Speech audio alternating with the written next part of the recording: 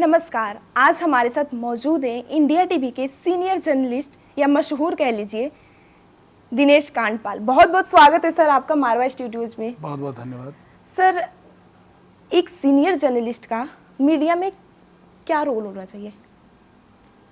एक senior journalist को ये इंश्योर करना चाहिए कि जो भी एक खबर टीवी पे जा रही है या अखबार में छप रही है या डिजिटल प्लेटफॉर्म पे जा रही है, वो उन मानकों पे हो जो हम जर्नलिज्म में सीखते हैं या जो जर्नलिज्म के लिए बने हैं जी। और क्योंकि आपके ऊपर जिम्मेदारी होती है कि आप एक पूरी टीम के साथ काम कर रहे होते हैं और एक टीम को आपसे अपेक्षा होती है, उसमें अगर कुछ गलत जा रहा है या कुछ ठीक से नहीं जा रहा है या बहुत क्रिएटिव तरीके से नहीं जा रहा है, तो सीनियर पोजीशन पे आपकी जिम्मेदारियां बहुत ज़्यादा बढ़ जाती हैं। जी जी।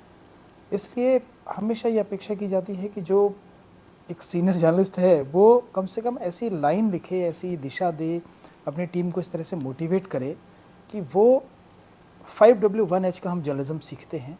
और ये जिम्मेदारी वैसे तो एक कॉपी के लिखने की जहाँ से शुरुआत होती है वहाँ से ये तय होना चाहिए कि उसमें 5W1H आया या नहीं आया, लेकिन जब वो कॉपी आगे बढ़ती है और सीनियर तक पहुँचती है तो वहाँ पर उनकी फिर जिम्मेदारी ज़्यादा बढ़ जाती है।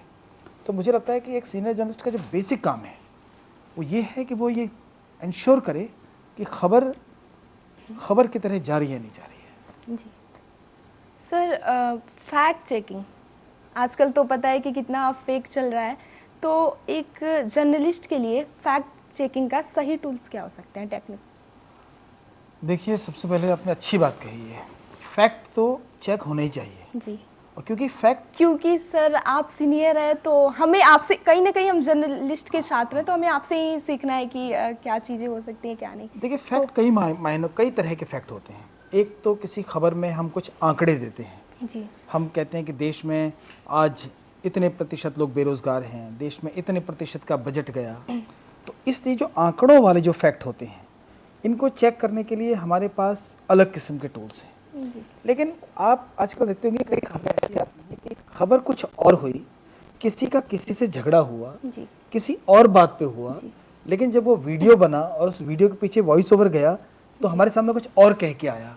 फिर बाद में पता चलता है नहीं नहीं, ये झगड़ा तो आज का नहीं है, झगड़ा तो कल का नहीं है। तो हम जर्नलिज्म में या हम जब अपने चैनल में काम करते हैं तो हम कहीं के विवाद का जो विषय होता है, जिन विषयों में विवाद होता है, तो उसमें जो सरकार की जो लाइन होती है या हम कहें कि स्थानीय प्रशासन की जो लाइन होती है, पुलिस की जो लाइन होती है, हम उसे लेते हैं कि पुलिस क्या कह रही है। अगर संवाददाता कोई अनुसंधान करता है, संवाददाता ये कहता है कि नहीं पुलिस ठीक नहीं कह रही है, पुलिस का वर्जन ठीक नहीं है, तो फिर संवाददाता को ये चाहिए होता है कि वो उसके अपनी बात को साबित करने के लिए कुछ तथ्य सामने ला के रखे। तो ये बहुत ज़रूरी है, आपने बिल्कुल सही बात कही। उसके टूल्स, पहले टूल्स तो ये हैं कि मैंने आपको बताया कि आंकड़े अगर कहीं से आ रहे हैं तो उन आंकड़ों को बहुत गंभीरता से चेक करना चाहिए, क्रॉस चेक करना चाहिए और उनके मतलब समझनी चाहिए। मैं एग्जांपल के लिए बताता हूँ आपको, जैसे कि आज अखबार में खबर छपी है कि पिछले 3 महीनों में महंगाई दर 3% कम हो गई। वो 3% महंगाई की दर कम नहीं हुई, वो महंगाई की दर कुल जितनी बढ़ी थी उसका 3% कम हुई। यानी कि मामूली तौर पे हमारे देश में जो रेट ऑफ इन्फ्लेशन है, अगर वो 6 से 9 के बीच है तो वो कोई 1.1 या 2% कम हुआ है। जी। ये पूरा फैक्ट है ना। देखिए, आपने भी गलत नहीं कहा, आपने कहा सर 3% महंगाई कम हो गई है। 3% महंगाई कम हो गई। जो सरसों का तेल 150 रुपये का मिलता है, क्या वो 110 रुपये का, 120 रुपये का मिलने लगा? तो फैक्ट्स आपको घुमाते हैं, आंकड़े आपको घुमाते हैं, सीधे तौर पे असर करना। तो इसलिए ये फैक्ट चेक के साथ मैं कहूँगा कि फैक्ट को क्रॉस चेक करना बहुत ज़रूरी है और उसको सही तरीके से समझना ज़रूरी है। सर, आपके लिए एक चैलेंजिंग और इम्पैक्टफुल स्टोरी क्या हो सकती है? देखिए, लोकसभा का चुनाव सामने है जी। पूरा देश इस वक्त ये सोच रहा है कि बीजेपी की कितनी सीटें आएंगी, लेकिन किसी को ये समझ में नहीं आ रहा है कि इंडिया गठबंधन की कितनी सीटें आएंगी। तो आज अगर हम किसी तरह से एक ऐसी चीज़ों को ढूंढ सकें या ऐसी चीज़ों का पता लगा सकें या ऐसी चीज़ों की व्यवस्था कर सकें कि हर किसी के मन में यही सवाल है कि नरेंद्र मोदी की कितनी सीटें आएंगी, नरेंद्र मोदी की कितनी सीटें आएंगी, अगर हम वाकई पब्लिक की ओपिनियन को जान सकें जी और उसे अपने ऑडियंस के सामने रख सकें या अपने रीडर्स के सामने रख सकें, तो आई थिंक वो आज के दिन में सबसे इम्पैक्टफुल स्टोरी होने वाली है। सर, आपके लिए पत्रकारिता में एथिक्स का स्थान क्या हो सकता है? एथिक्स बहुत ज़रूरी होते हैं। बिना एथिक्स के न केवल पत्रकारिता बल्कि आपकी पर्सनल लाइफ की भी कोई वैल्यू नहीं है, क्योंकि जर्नलिस्टिक एथिक्स कुछ लोग उसे इग्नोर कर रहे हैं, कुछ लोगों को इग्नोर करने में मज़ा आता है, लेकिन ऐसे लोग लॉन्ग रन में नहीं चल पाते। अगर आप बिना एथिक्स के जर्नलिज्म कर रहे हैं तो हो सकता है आपका एक वीडियो वायरल हो जाए, हो सकता है आपको बहुत सारे लाइक्स मिल जाएं, हो सकता है कि आप 2 दिन के लिए या 1 हफ्ते के लिए सुपरस्टार बन जाएं, लेकिन लॉन्ग रन में एक लंबे करियर में कोई आपको पूछेगा नहीं। इसलिए मीडिया के एथिक्स तो आप ये समझिए जैसे हम अपना तन ढकने के लिए कपड़ा पहनते हैं, जी इतना ही ज़रूरी है। सर, एक तरफ सोशल मीडिया, दूसरी तरफ डिजिटल मीडिया जर्नलिज्म पे कितना इफेक्ट डाल रहा है? एक जर्नलिस्ट पे कितना इफेक्ट डालेंगे? देखिए, इंफॉर्मेशंस बहुत आ गई हैं। अब मेरे पास एक इन्फॉर्म, जैसे आज किसान आंदोलन चल रहा है, आज बॉर्डर सील है, जी हर व्यक्ति जो वहाँ पे मौजूद है उस आंदोलन में, वो कुछ ना कुछ अपनी फेसबुक पे डाल रहा है, कुछ ना कुछ अपने इंस्टाग्राम पे डाल रहा है, कुछ ना कुछ अपने यूट्यूब पे डाल रहा है, और वो अपने हिसाब से डाल रहा है, उसे जैसा लग रहा है। तो अब चुनौती ये हो गई है कि एक तो ग्राउंड रिपोर्टिंग है, वो वहाँ पे है भी, मौजूद भी है, वहाँ से रिपोर्ट, आप ये भी नहीं कह सकते कि आप वहाँ पे नहीं हो। तो ये सोशल मीडिया और डिजिटल, इन्होंने इन्फॉर्मेशन तो बहुत दे दी है, और यही भविष्य का मीडिया भी होने वाला है। कम से कम आने वाले 10 से 20 साल का तो यही मीडिया है।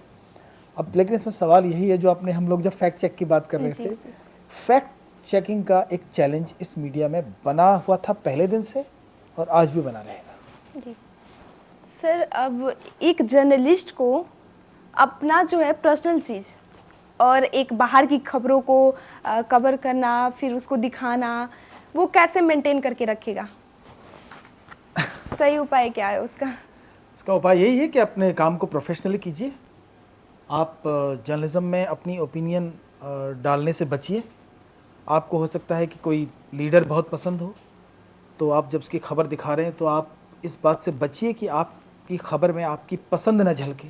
जी और बस अपने काम में ये सोच के करिए कि ये मेरा प्रोफेशन है, और क्योंकि कई बार बहुत सारी खबरें ऐसी आती हैं, जैसे हम लोग भी, बहुत सारी खबरें ऐसी आती हैं जो हमें खुश करती हैं, बहुत सारी खबरें आती हैं जो हमें दुख देती हैं।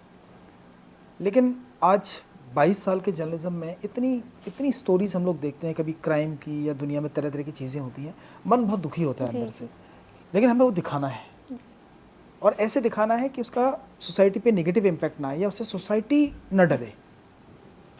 तो पर्सनल लाइफ और जर्नलिज्म के बीच में बैलेंस बनाने का एक ही उसूल है, आप ये सोचिए कि ये प्रोफेशन है, और अपने प्रोफेशनल लाइफ में अपने एथिक्स के साथ काम करेंगे तो कोई परेशानी नहीं आएगी। सर, जैसे कभी कभी ऐसी खबर आ जाती है जो एक एंकर के लिए भी बहुत मतलब दुख व्यतीत करती है, लेकिन उस खबर को हम मेंटेन करके हमें लोगों तक पहुंचाना होता है, कैसे उस सिचुएशन को हम मेंटेन करते हैं? मैंने आपसे कहा ना कि आपके मन में ये भाव होना चाहिए कि वो एक प्रोफेशनल काम है। जी पिछले कोरोना के दौरान हमारे कई मीडिया के साथी नहीं रहे, जी जी और हमें वो खबर टीवी पे चलानी पड़ी, जी तो वो हमारे लिए एक व्यक्तिगत मतलब बहुत दुख का विषय था, लेकिन हमें उस खबर को दिखाना था अपने एथिक्स के साथ, जी अपने फैक्ट के साथ, अपनी लैंग्वेज के साथ। तो आपको एंकरिंग करते समय, या मैं कहूँगा कि आप अपनी स्क्रिप्ट लिख रहे हैं तब भी, वॉइस ओवर कर रहे हैं तब भी, ये बात कभी नहीं भूलनी चाहिए कि हम एक बहुत पवित्र पेशे में हैं जर्नलिज्म के, और लोग हमारी तरफ उम्मीदों और अपेक्षाओं के साथ देखते हैं। ये जब आप अपने मन में ले आएंगे तो फिर आपको कोई भी खबर आपको प्रभावित नहीं करेगी, और अगर वो कर भी रही है तो कम से कम वो रिफ्लेक्ट नहीं होगी। जी सर, लास्ट सवाल होगा कि आपके अंदर कहाँ से इंस्पिरेशन आया कि हमें भी मीडिया लाइन में जानी है, जर्नलिस्ट बनना है? मैं तो जब करगिल की लड़ाई चल रही थी तो उस दौरान मैं, पूरा देश थ्रिल्ड था, जी और आप लोगों की जनरेशन ने तो उस टाइम को नहीं देखा होगा, लेकिन उस दौरान मेरे सामने जब मैं देखता था कि हमारे रिपोर्टर्स वहाँ जा रहे हैं वॉर फ्रंट पे और लड़ाई देख रहे हैं, तो वो मेरे लिए एक इंस्पिरेशन था। वहीं से मैंने सोचा कि जर्नलिस्ट बनेंगे और फिर बन गए। बहुत बहुत धन्यवाद सर, आपने अपना कीमती टाइम हमें दिया। Thank you. Video journalist Tanisha के साथ दीक्षा, आप 24/7 नोएडा।